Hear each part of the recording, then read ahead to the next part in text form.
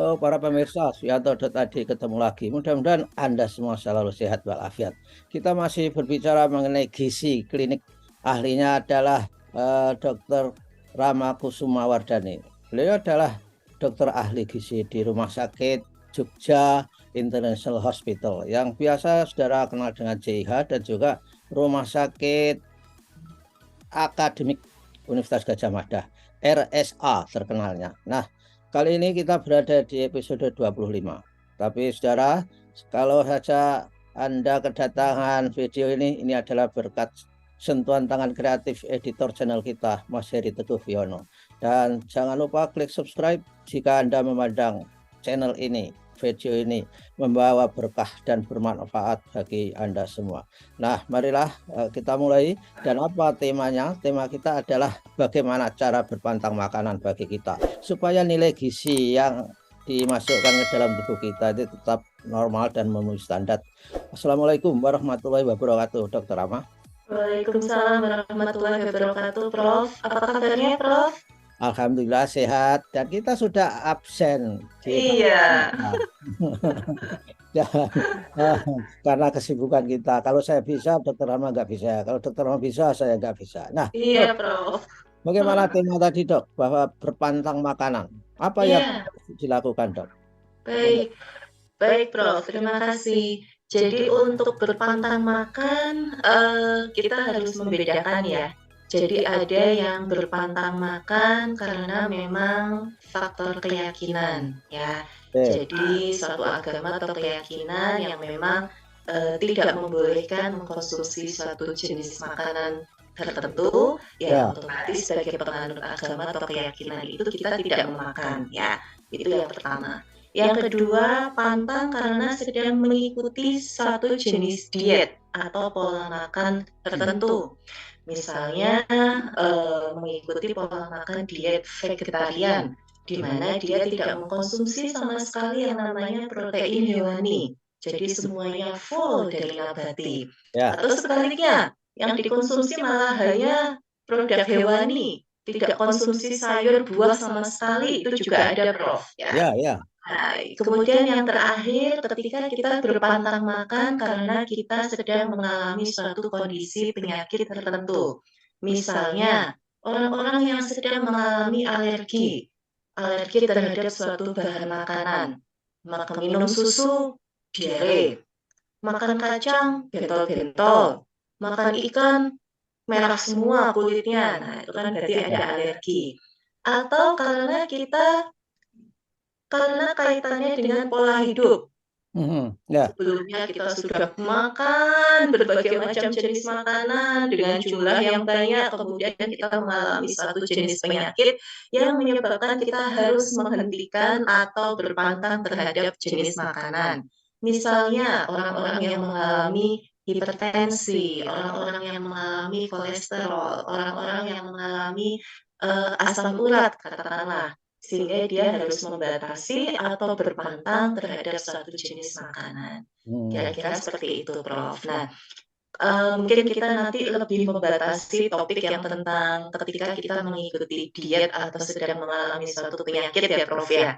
ya, Orang-orang yang menjalankan suatu jenis diet tertentu, misalnya vegetarian atau sebaliknya orang-orang yang, justru tidak makan sayur atau makan buah sama sekali, sebetulnya perlu atau tidak?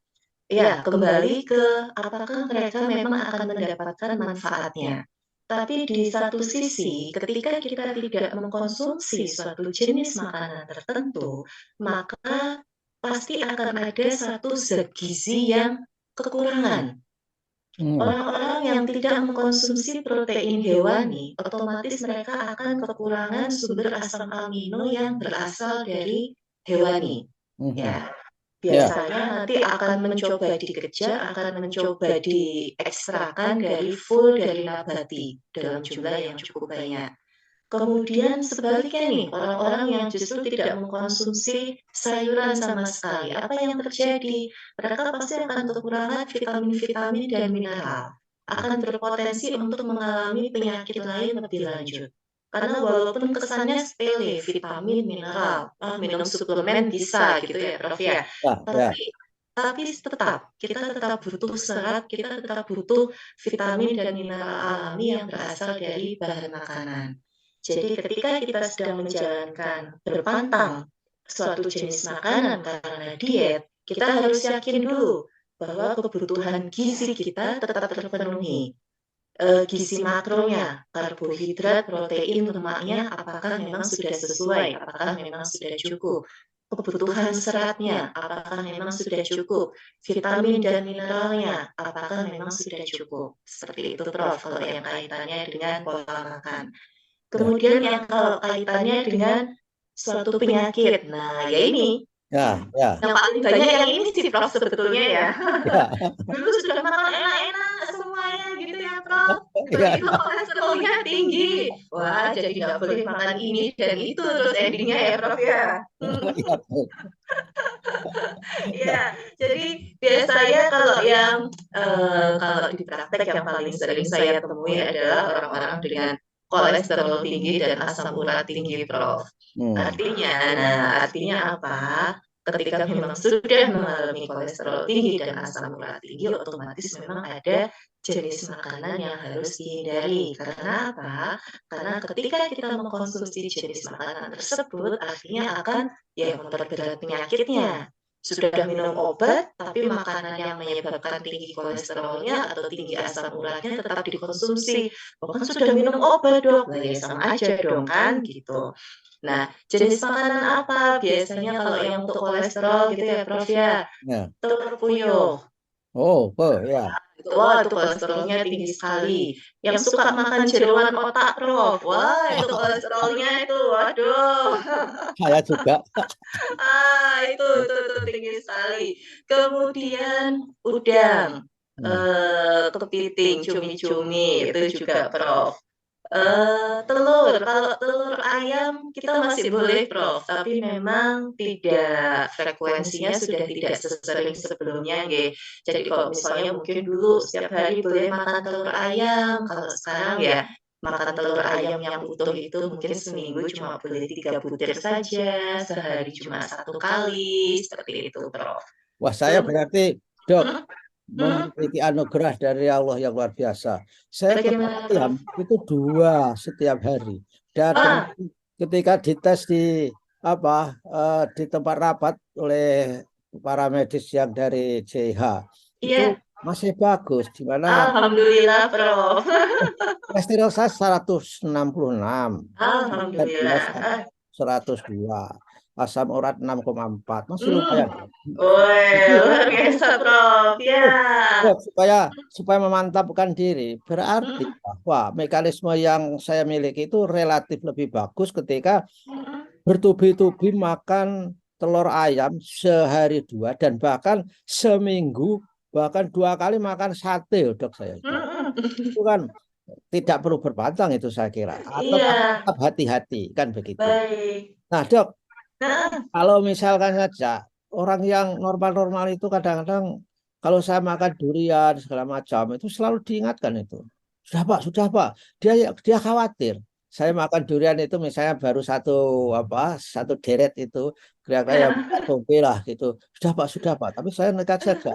Katanya itu bahaya terhadap kolesterol, hipertensi. Mhm. Itu sebenarnya mitos atau sudah ada bukti klinik yang meriset durian sih, Dok. Penting ini. Baik. Iya, kalau untuk durian, Prof, ini khusus untuk durian ya dan buah-buahan yang lainnya. Sebetulnya tidak ada kandungan kolesterolnya, Prof. Hmm. Jadi kalau misalnya Prof, jangan makan durian nanti kolesterolnya naik. Itu kurang tepat. Itu tidak tepat malahan karena memang Ya. tidak ada kandungan kolesterolnya. Hanya saja kandungan gulanya memang tinggi, Prof. Oh, Fermentasinya, alkoholnya mungkin ya, alkohol yang berasal dari buahnya itu tinggi. Gula yang tinggi masuk ke dalam tubuh kalau misalnya tidak kita gunakan, dia yang akan disimpan jadi lemak, Prof. Hmm. gitu. Ya, tapi kalau karena nanti, oh kolesterolnya nanti jadi 250 gitu, enggak. Tapi ya Prof makannya tetap 3 aja Prof, tetap sebaris aja ya Prof, jangan makan Ya, 1 biji. ya, ya, ya, ya, ya. Memang nggak boleh berlebihan. Saya kadang-kadang, Betul. ya sudahlah, 4, 5 Betul. makan. Biasanya orang-orang yang kemudian, apa namanya, Prof, mengalami kolesterol atau asam urat tinggi, itu ketika mereka konsumsinya tidak seimbang, Prof. Oke. Misalnya, ya itu tadi, riwayatnya dulunya sering makan jeroan atau lauk, tapi mungkin konsumsi sayurnya, buahnya, itu kurang. Ya, Padahal kan fungsinya sayur, buah yang tinggi serat di sini, dia membantu untuk mengikat nah, kelebihan lemak, kolesterol yang ada di dalam makanan. Banyak makan sate, gulai, tapi kalau makan sayurnya banyak ya nggak apa-apa kok, Prof, ya, gitu. ya, ya. Tapi Mhm. ada kompensasinya, Dok, gitu ya. Iya, heeh, betul, Prof. Art- Artinya Mhm, makan bahan makanan yang bervariasi itu mhm, secara random, nggak usah mikir, itu jauh lebih menguntungkan, Dok, ya, daripada yang betul. hanya satu saja gitu. Betul nggak? Betul, betul sekali, Prof. Seperti orang yang diabetes, Prof.